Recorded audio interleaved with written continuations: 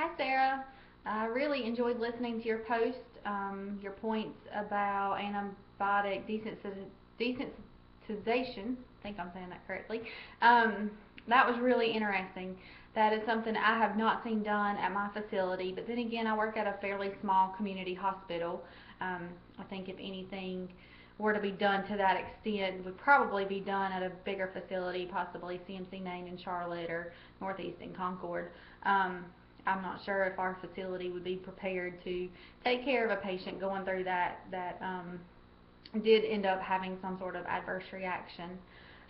You also touched on community education at how to prevent the spread of disease, using hand sanitizer, coughing into your sleeve, staying home when sick, all of that kind of thing.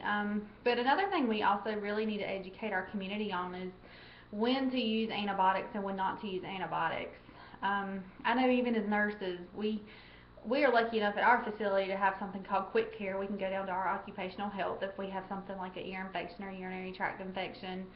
We think we have a cold or a sinus infection or something like that, and we can be seen by a PA, and they'll actually give us prescriptions. So even as nurses, we see a little bit of green snot, have some ear pain, get the sniffles. Oh, we think, oh, it's time for a Z-Pack. Let's get this knocked out so we can survive 12 hours for 3 days straight over the weekend.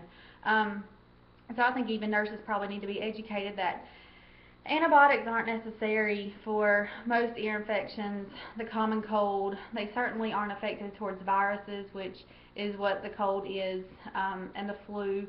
But I did find a website through the American Hospital Association that has several links to several different patient handouts and education tools. They're not so much meant to be given to a patient and tell them to take it home and read over it, but it's something that needs to be posted in the community, in a cafeteria, a hospital waiting room, or something like that. It clarifies when antibiotics are necessary, and it kind of explains why. And I found all the handouts very helpful actually, and I think it's very important for parents. Unfortunately, I don't have kids, so I've never been in that position where my kid has the sniffles, it's time to go to the doctor, let's get them on some antibiotics to get them feeling better, back to their normal selves, because just looking from the outside in on sick kids, they seem so pitiful. All you want to do is cuddle with them, you want to do everything you can to make them better, but unfortunately antibiotics are not always the answer. So I will put a link to the website with my references. I hope you and everybody else in the group will check it out as well.